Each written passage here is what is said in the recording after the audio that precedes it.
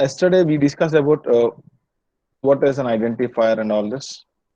So we have seen different data types.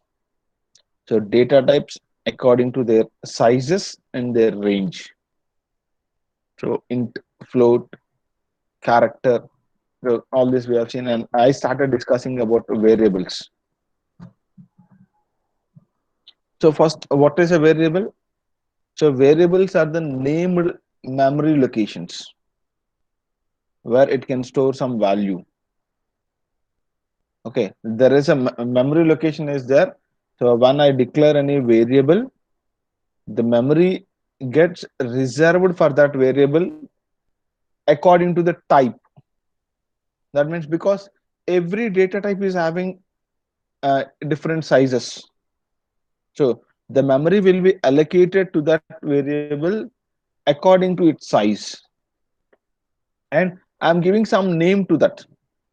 So that is why variables are the named memory locations. Okay, this is a syntax and example I have given you for how to declare a variable. So first we have to specify the data type and then a variable name, and it ends up with a semicolon.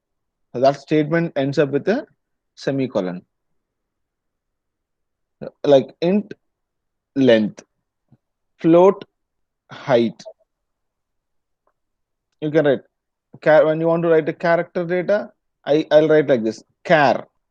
So char is a keyword I use for representing a character. So char, I write C. So any name I can give to the memory location. Next, continuing to this part, it is variable initialization. Variable initialization. So Sir, variable. sir, Yes, screen is visible yes. I asked them. They said it is visible. because I could not see. Ma'am, participants, someone please respond. Is it visible? Yes, sir, it is visible, sir. Yes, it Okay, is okay, visible, sir. okay, sir. Okay, sir. So when we have a variable, when you declare any variable, so variables they can be initialized whenever we declare them, because it is the way the purpose of the variable is to hold some value, some data. So that data we have to initialize. If you don't initialize your variables, they don't have any values, because it is something that you are storing on your memory. When you store that, when you have some memory, so you can place some data in that. So that placing a data in a variable is called as variable initialization. You have to initialize the variables. If you don't initialize your variables, by defaultly they will contain some garbage value. By defaultly, every variable you declare, it contains a garbage value. So garbage is something, an unknown number will be there, some unknown number. So you have to replace that unknown number with some values. If you want to store 5, you place it, you place 5. You don't want to place any value, you just make it as 0. But whenever you declare any variable, it is your part to initialize those variables. Before using them, you have to initialize, and then only you can use it. If you use it without initialization, by defaultly they contain a garbage, and the operations that you perform, that will be done on that unknown values. If you want to say a plus b, you have to initialize the value of a and you have to initialize the value of b. Without initializing the values, if you write a plus b, that means you are trying to add some unknown quantities. You are trying to add two unknown quantities which are A and B. So you cannot expect the result, because when you add two unknown quantities, definitely you will get something as an unknown quantity. So it is compulsory to initialize the variables when you declare them. Okay, so initialization can be done with the help of a simple is equal to operator.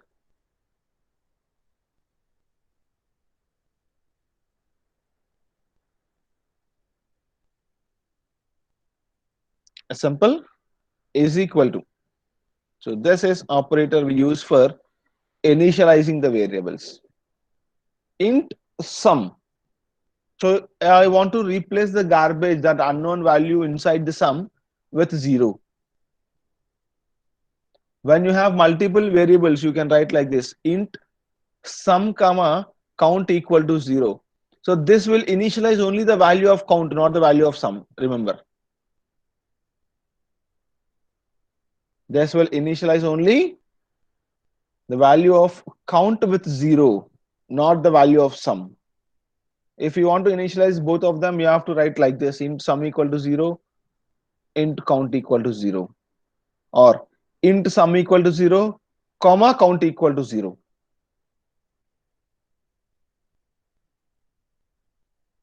Okay,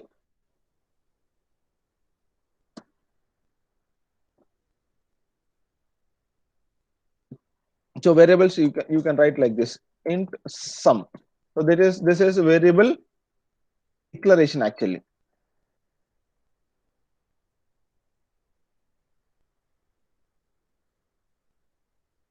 Int sum. You can initialize it later also. You can write sum is equal to 0. Sum is a variable which is already declared here, int sum, and later you can initialize the variable like this: sum is equal to 0. Or else both these statements can be combined like this: int sum is equal to 0. So both declaration, variable declaration, and variable initialization, so both the statement has happened in a single statement. You can write it like this also. If you want to initialize the other variable, int count is equal to 0. So every variable have to be initialized separately. So you don't expect like this, you write like this and you expect both sum and count equal to 0. No, here only you are initializing the value of count, not the value of sum. If you want to initialize sum, you have to write it separately. See, sum is equal to 10. Sum is initialized with 10, count is initialized with 0. A simple assignment is happened with the help of this is equal to symbol. Equals to is the symbol for initializing your variables. When you declare any variable, you take it float, height. So by defaultly height will have some number. For sure it will have some number. We consider that number as a garbage because I don't know what actually is there. So I will consider it as a garbage. So you have to replace that garbage value. I want to replace it with height value is with 5.5. Okay, you can make it any number. But you have to initialize. 5.5 is a I am giving, but so I know the number. I know the value of height.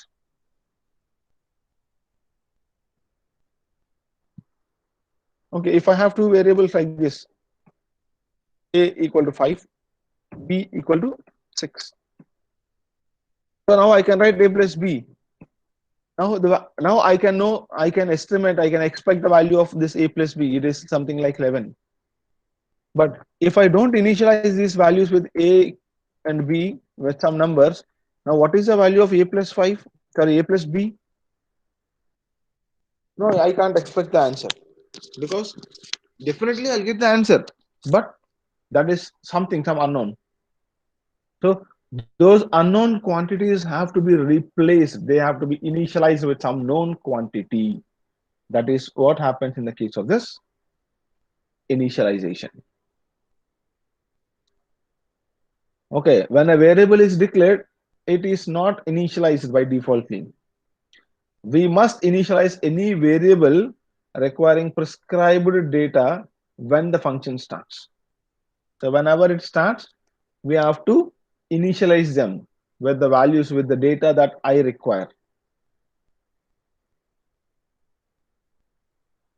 Okay, so this is how you can write a variable initialization. A variable initialization can be written separately, or that can be combined with the variable declaration also.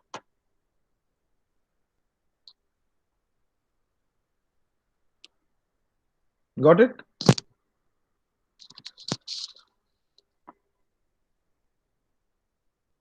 And next one is constants. So previously we discussed about variables.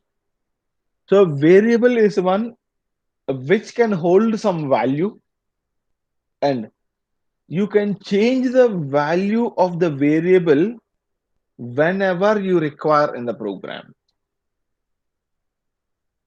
Whenever you require, you can change, you can modify the value of the variable. That is like this. I have written int a is equal to 5 in the beginning. After writing few statements, I thought of updating the value of a with 15. Yes, I can do. Yes. Later, if I want to update the value of a with some operation, a value I want to update with the value of b plus c, yes, I can do. I can modify the value of these variables whenever I require. Whenever I require in the program, I can just change the modify the value of a. That is what a variable. If the value of the variable can vary according to the time in the program. That is why variable, it varies. It varies from time to time. Okay. So in the beginning, when I started it, it is with 5. Later it is 15. Later it is something with the uh, addition of b and c. Yes, you if you want, you can update or you can change it in every single statement of your program. You can modify. So that is what a variable is. There is something called as constants. So constants are the data values that cannot be changed during the execution of the program. Once you take a constant throughout your program, till the completion of your program, it is a constant. You can't modify, you can't change. You can only use it wherever you want, whenever you want, you can just use it. You don't have any right to change the value of that. That is what we call as constant. In the beginning, I will initialize it with some value, and throughout the program, till the completion of the program, the value of the constant is same. Okay, so we have two different types of constants here. We call it as symbolic constant and variable as constant. You can have an integer constant, float constant, character constant. Okay, in the variable as constant, you can take any variable as constant. So first look at that symbolic constant. So those symbolic constants, they are written like this. Why it is always changing?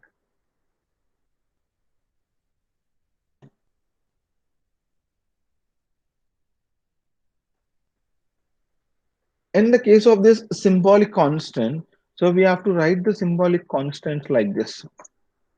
I have to use this word hash define. And I remember one thing, C language is case sensitive language. Case sensitive language. Almost all the things we write in according to the syntax of C language, almost everything, I say 99 or 100%, is in lowercase. I can say 100%, I think. I don't remember any word with uppercase. So it is almost with lowercase. So whatever I write here is as per the syntax, okay? So generally when we are writing, so we have a habit of writing the first word as starting it with an uppercase, but that is not the case. Everything starts with lowercase almost. Okay, so hash define. Here you have to give the name. Any name you can give, and you can give the value.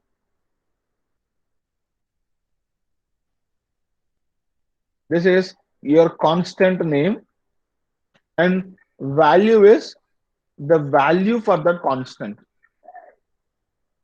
Okay, I'll write like this hash define max 200. So throughout my program, the value of max is 200. I can use instead of wherever I want to use 200, I can use this max. I can define one more constant like this hash define minimum is 100. Wherever I want to do any comparison like a minimum value, maximum value, I can use this constant. I can use this constant word which is max and min.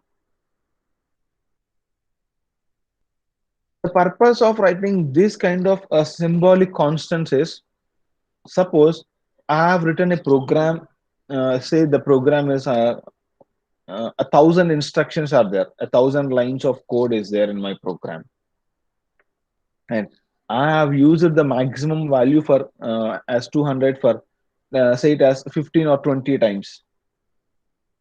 So I have written my program, so I have used this 200 for 20 times in my program, and later I thought of increasing my maximum value. So just sort of increasing the maximum value as instead of 200, I just want to make it as a 600. So wherever you have used that 200, you have to go there and you have to modify it. So instead of modifying everywhere, so what you can do is you can simply define a constant like this, and you can use instead of 200, you can use max. And later, if you want to update your max value, you want to just change your max, you can change it just here. If you change it here 500, so everywhere in 20 times wherever you have used, everywhere it is updated. So in such kind of situations, you can use these symbolic constants. Okay, in that kind of situations, you can start using these symbolic constants. And the other one is variable as constant. So you can declare your normal variables also as constants. So variables means it may be integer variable, float variable, long variable, double variable, character variable. So you can change any of those variables as constants. Any of those variables can be changed as constants by simply using a keyword const. So const int size equal to 30. So throughout the program, you have to consider size as 30. Till the completion of that program execution, the value of size is 30. Wherever you want, you can use the size as 30, but you can't change. If you want to change size as 30 plus 1 or something, not allowed.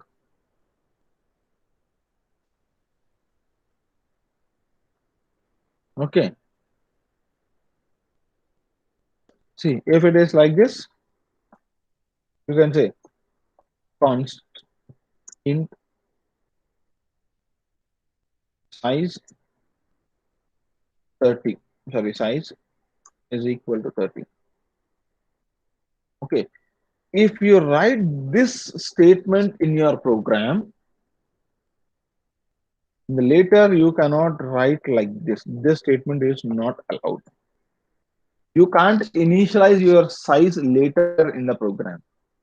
If it is a constant, there itself you are declaring any variable as constant. In that statement itself, you have to initialize it. The initialization is not allowed later. That means you are declaring a constant means declaration, initialization. So both of them should happen in that line itself, that statement itself. Okay, that is not allowed to write to initialize it later. If it is a normal variable, you can separate the variable declaration and variable initialization. This is allowed because these are normal variables. That is not a constant. But whereas when you are writing a constant, it should happen like this. Initialization and declaration should be written combinedly.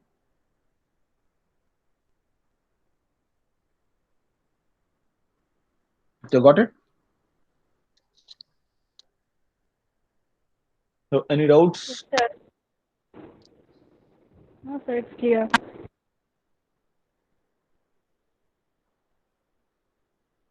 Yes. So next, moving to operators. So in C language, we have this many number of operators are there. Arithmetic, relational, logical, assignment, increment, decrement, conditional, bitwise, and we have some special operators are also there. Okay, first, what is an operator? So operator means the operators are the symbols, some special symbols. So that by using that symbol, you can perform some mathematical or logical operation. An operator is a symbol that can perform a mathematical, that means an arithmetic operation or mathematic operation, mathematical or logical operation. Those symbols are called as operators. So we have these many operators. Almost like 8 types of operators, 8 or 9 types of operators we have. 3, 4, 5, 6, 7, 8, 9 operators, including increment or decrement. Okay, so these many operators. So very rich in writing the operators. C language. So we'll discuss about all these operators in detail. Okay. The first is arithmetic operator. So these are the 5 arithmetic operators we have: addition, subtraction, multiplication, division, and modulo division. So hope first 4 operations you know very well: addition, subtraction, division, multiplication. And there is only one special arithmetic operator that is there in this programming language, that is modulo. So modulo is represented with percentage symbol. Modulo is represented with percentage symbol. Modulo is also a one kind of division operation. Modulo is also a one kind of division operation.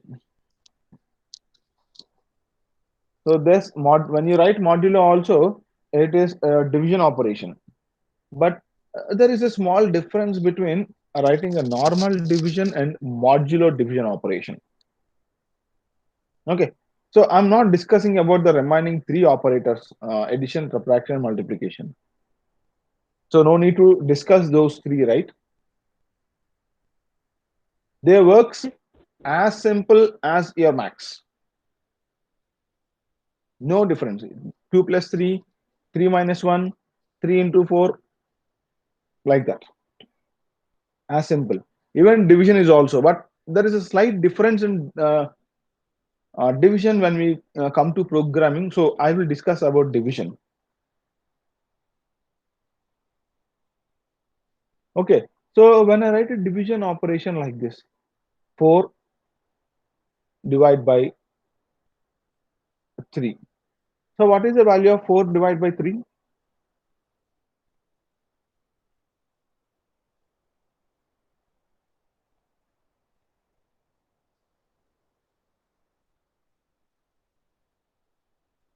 So 4 divided by 3.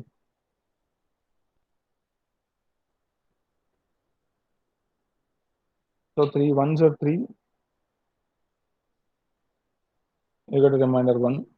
So generally when you do this division operation, so we have a habit of keeping a decimal point here and keeping a 0 here, and you will say 1.33 something. So in the division in programming, there is no discussion of keeping a decimal point in the coefficient. Okay, it is simple. 3 ones are 3 and the remainder is 1 and the coefficient is 1, and this is what your answer is. So 4 divided by 3 is only 1, not 1 point something. When you divide two integer numbers, the result is also integer. Remember this line very strongly. When you divide two integers, the result is also integer. So no float values, no decimal part. Whatever number you take, 5 divided by 2, it is only 2, not 2.5. Okay, because both numerator and the denominator, both of them are integers, the result is also integer. Okay, next is modulo division. So modulo division, this is also a division operation.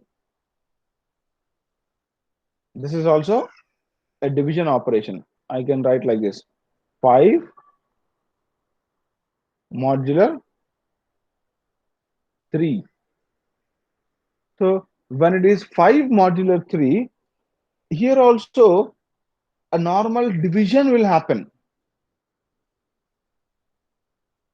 So 3 ones are 3 and the remainder is 2. So this remainder is the answer for modular division. That remainder is the answer for modular division. 5 modular 3, the value is 2. If it is 5 divided by 3, the answer is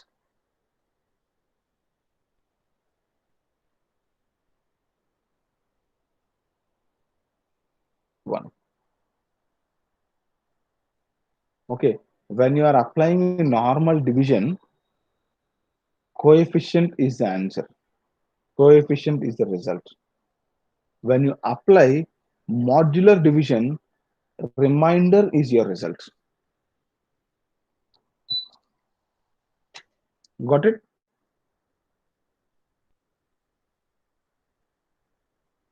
Modular division, remainder is the result.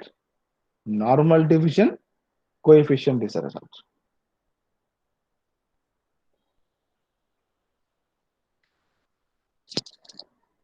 So got the difference or not?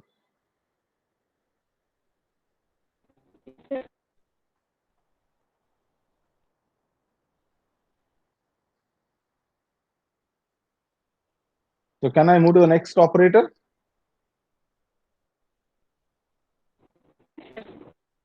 Yes, sir. That's good. So next one is a relational operators. Next one is a relational operator. So a relational, we have 6 different types of relational operators are there. So on the screen you can see less than, greater than, less than or equal, greater than or equal, is equal to, not equal to. Okay. In a less than or equal or greater than or equal, so in general we have a habit of writing less than or equal to like this and greater than or equal to like this. But in programming, it is not possible on the computer to write like this, so we write like this: less than and equal to symbol, greater than, equal to symbol. And when it is equal to, I have to write double equal to symbols. So those are the symbols that I have written in the brackets. Okay. So when I want to write is equal to, I have to write double equal to symbols. Not equal to, I have to use an exclamatory mark, equal to. That indicates not equal to. Okay. So these relational operators are used for comparing two quantities. These relational operators are used for the comparison of two quantities. So when you compare two quantities with any of these operators, any of these 6 operators, what is your result? What may be your result when you compare two quantities with any of these relational operators?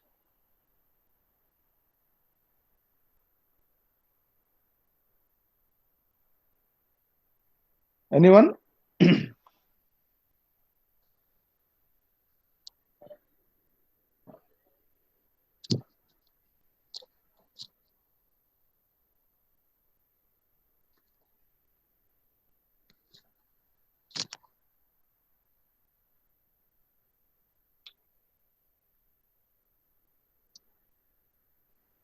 What if I say a statement like this? My marks are less than your marks. What may be your answer?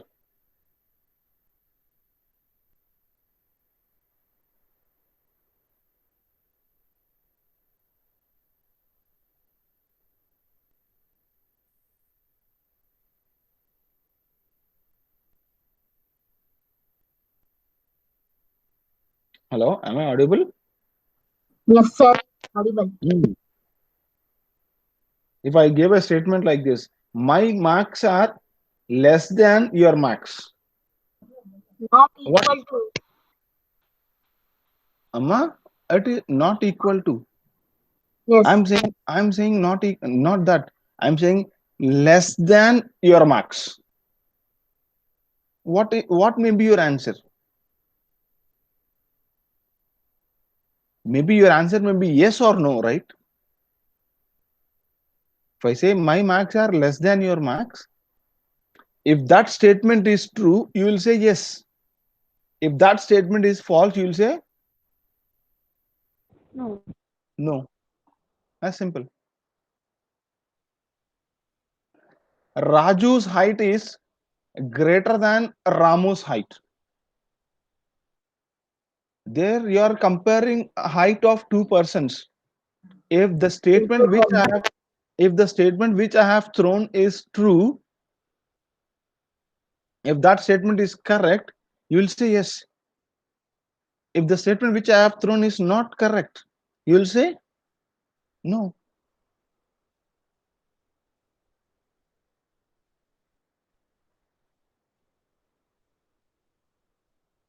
In the same way, the size of my mobile screen is equal to the size of my friend's mobile screen. If both are in equal size, I'll say yes. If both are not, I'll say no. You don't compare with the other operator. I'm just using one operator there. So according to that operator, you'll the thrown statement might be true or false. In that statement itself, I'm using one of this operator.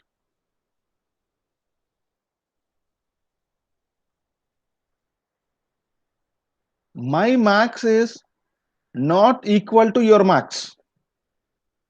There you don't compare whether it is greater than your max or less than my max or not. That is not the point.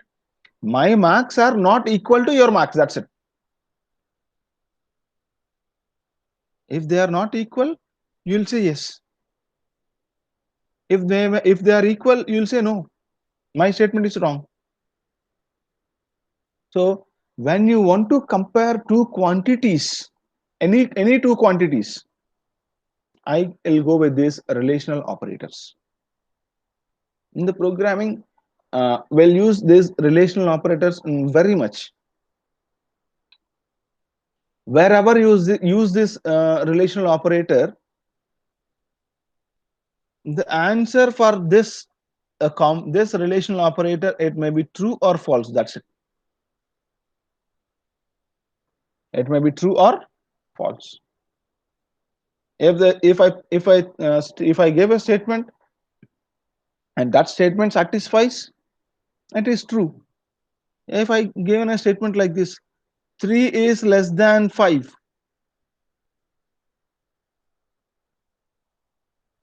is it true or false? True. True. That's it. 3 is less than or equal to 5. False. 3 is less than or equal to 5. It is No. true. It is true. 3 is less than or equal to. Yes, it is less than 5. Less than or equal to. Any one can happen. Any one is true, that is fine. 5 greater than or equal to 6. 5 True. is 5 greater than 6 or 5 equal to 6?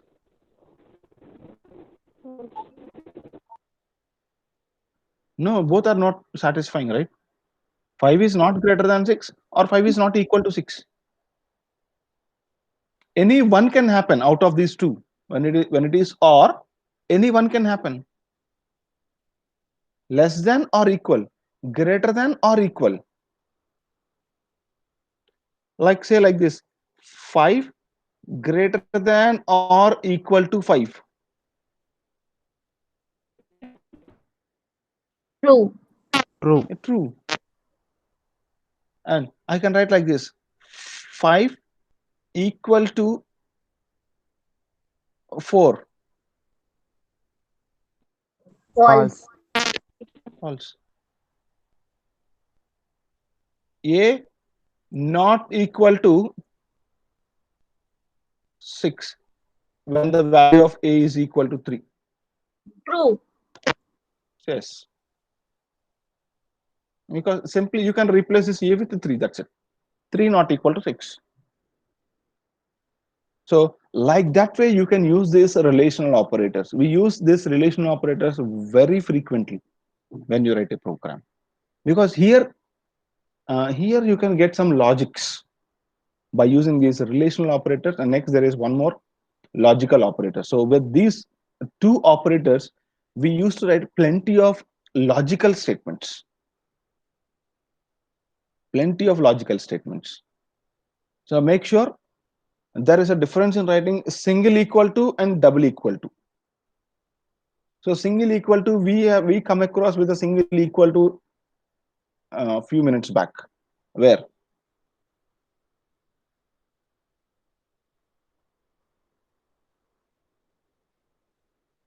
Have you used a single is equal to symbol?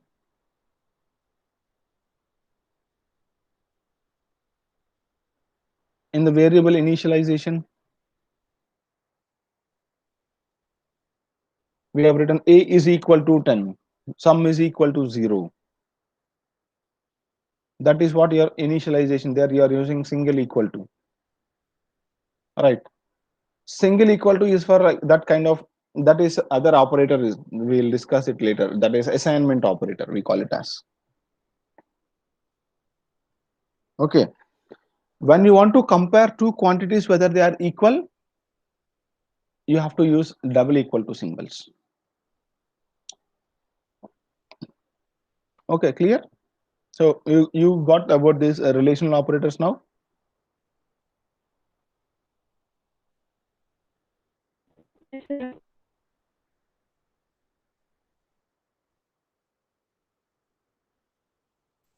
Sir, can't we write equals to less than? No. Less, the symbol, the operator itself is, we call it as less than or equal to. That's it. Okay, Not sir. that is not. You can't write like this. Okay, sir. That is less than or equal to, or greater than or equal to.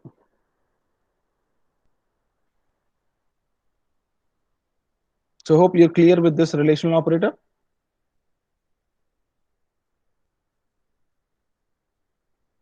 And next, moving to logical operators.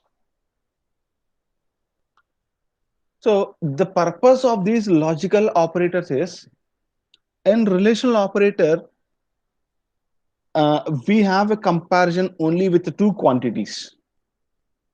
Like you have a value a, you have a variable a, and you are comparing if a value is less than 5 or not. Right? If the a value is less than 5 or not. But is there a situation like the value of a should lies in between some range of 5 to 15? You want to verify whether the value of a ranges in between 5 and 15. What you can do? That means I want to check whether the value of a is in between these 2 points, 5 and 15. You can simply say a greater than 5. A greater than 5 or not. If the value of a is 17, that is also greater than 5, right? If a value is 17, that is also greater than 5. Or else, if you verify like this, a less than 15, a equal to 1, that is also less than 15. I want to check within the range. The value of a should be greater than 5, and at the same time it should be less than 15.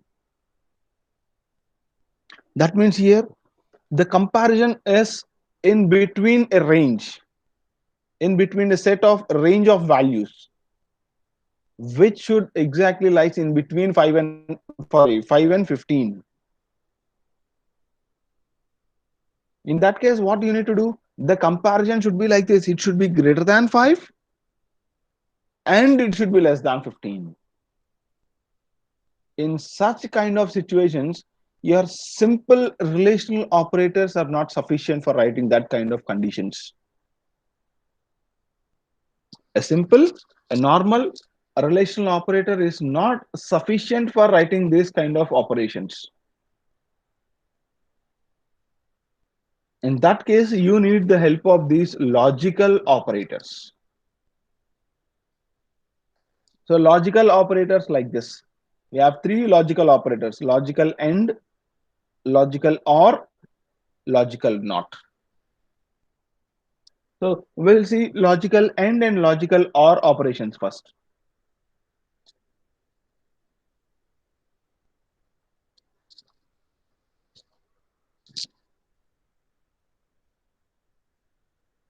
Suppose if I have written a statement like this: a greater than 5,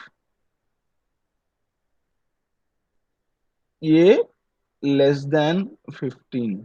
So to combine these two conditions, this is one condition which is a greater than 5, and this is another condition that is a less than 15. So to combine these two conditions, you require a logical operation. Yes? To combine this kind of operations, you require a logical operator. It should be greater than 5 and it should be less than 15. So both these conditions can be combined with the help of this logical. So with my statement, you can identify which operator, which logical operator you have to use. Value of a should be greater than 5 and a should be less than 15. And means both should satisfy. What both? Greater than 5, less than 15. I already told you the result of the relational operators is true or false. Right? If I say a greater than 5 and if I compare the value of a with 5, I'll get the result as true or false. So true is represented with 1, false is represented with 0.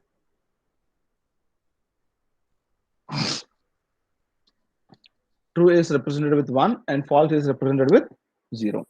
So when you take the combinations of these two, so I'm representing this a greater than 5 as one operation, that is operation 1, and a less than 15 as operation 2. That is what I have written in the table.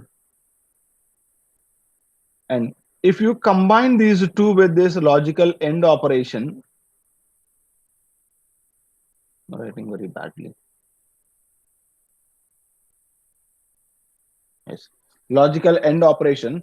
So these are the different possible combinations. So both may be false.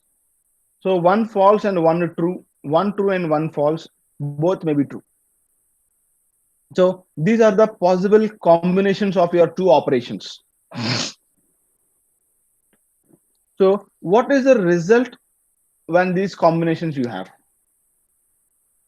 When both the operations are true, then only your logical AND operation is true. When if any one of them is false, your logical AND operation is also false.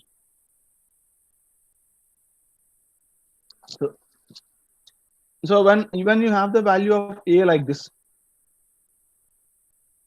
12, value of a is, let us assume the value of a is 12.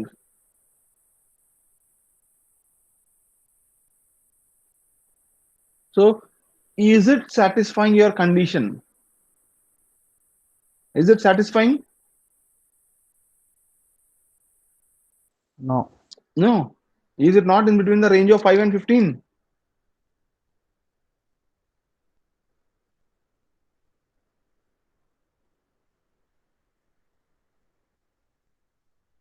Is the value of a in between the range of 5 and 15?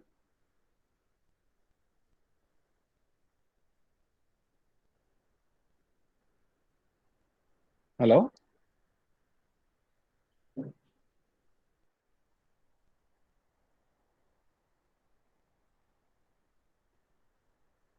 Am I audible? Yes, sir. Audible. Yes. So yes, it is in the range of 5 and 15, in between that range of 5 and 15. So you just compare like this: 12 greater than 5, true or false?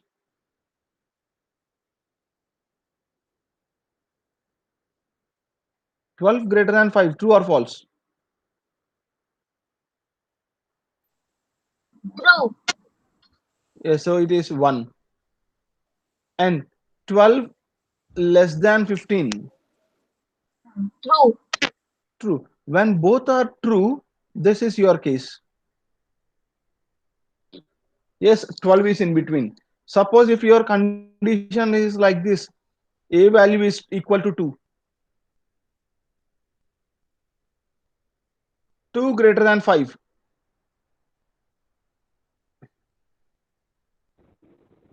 and 2 less than 15.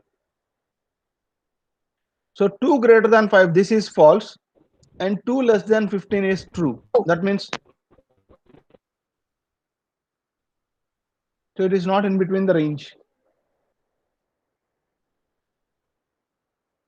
So like that way, you can use logical end operation. So logical end operation is used with two end symbols. You have to write two end symbols.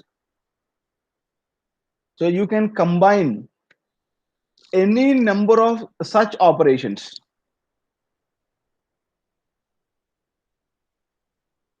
You can write any such kind of operations like this, and you can combine them using a logical end operation. Not only two, you can write n number. That means operation, logical end operation. Next, one more, logical end. One more, logical end. You can write any number of such operations. And so when this whole statement becomes true is when all the individual conditions satisfies. That means all, if all the individual conditions are true, then only the result of that whole statement is true. If any one of them fails, the result, that means if any one of them is false, the whole condition becomes false. Got it? Yes, sir. That is logical end. Coming to logical or.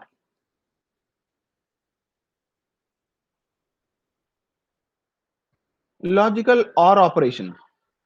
You can represent logical or with this symbol. So that symbol you can see in your keyboard. If you're seeing above your enter key, you can find that symbol with press that key with shift that key, you'll get that symbol, the straight line. So you have to use it for twice. So that is logical or symbol.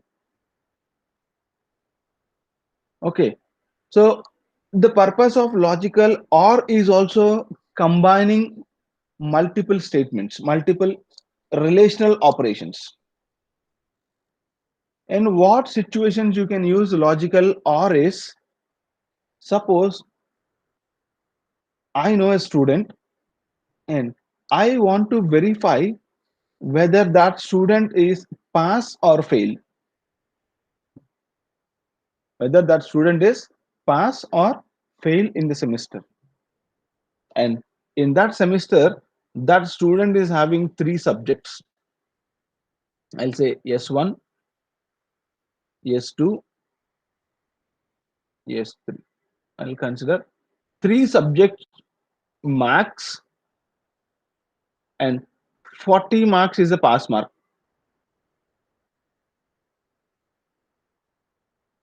Okay, if that student is pass in all the three subjects, I will consider he is pass. If any one of the subject marks is less than 40, I'll say that student is failing. Okay, so now what I have to do for verifying? if the max of S1 is less than 40,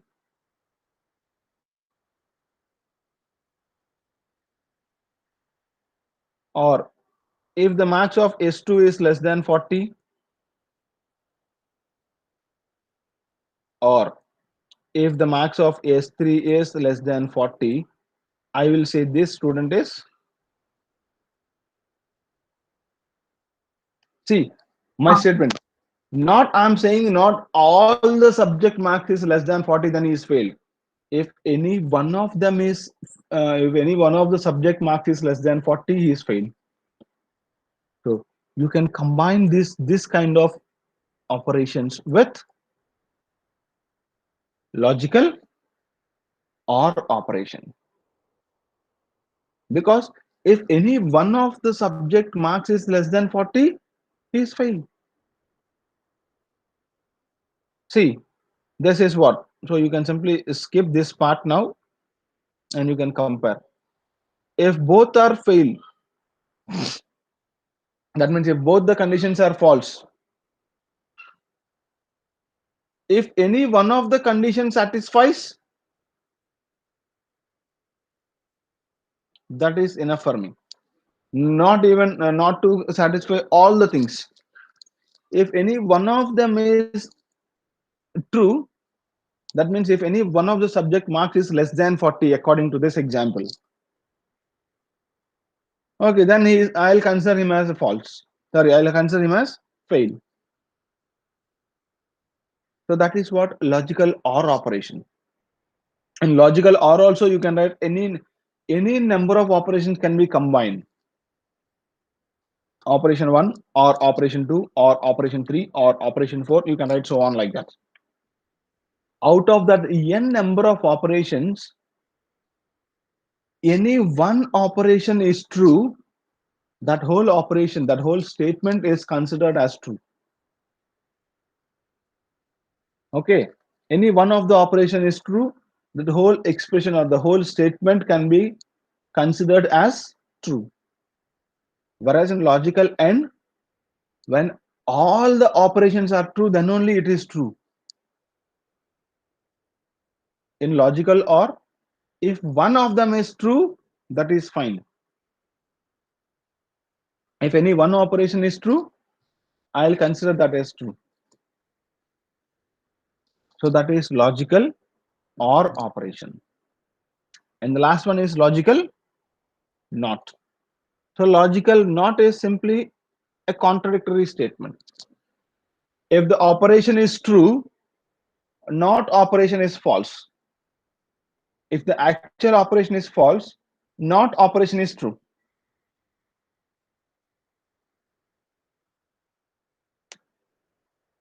Simply a negation operation. Logical not. So not symbol is represented with exclamatory mark. So this is about logical operators. And so with this, I'll stop for today's class. So you have any doubts, you can just clarify up to this point.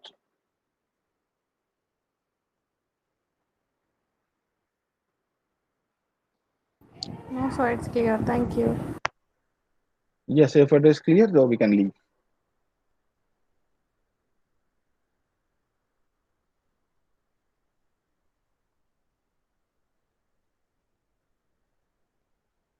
No doubt.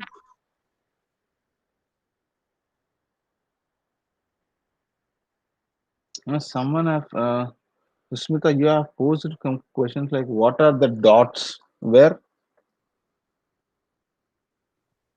No, sir, you have wrote in notepad in Okay, that okay, okay. symbol. That is like okay, int equal to 5, and I have kept some dots there. Yes, sir. Okay, that is some statements in between. That means. Okay, sir. Okay, I have written two statements, int equal to 5, and after some dots, I have written a equal to 15. So my intention is that dots is like in between. So in between those two statements, there are some other statements are there. and then I want to change the value of a to from 5 to 15. Got it? Okay, sir.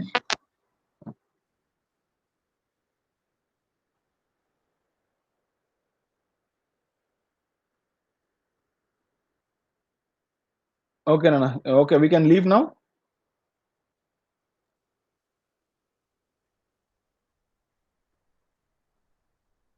Sir, Rajesh sir.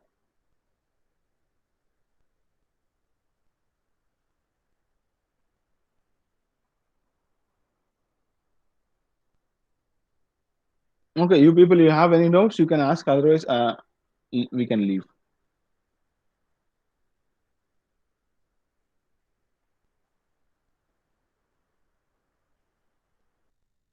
Okay, sir. Okay, okay.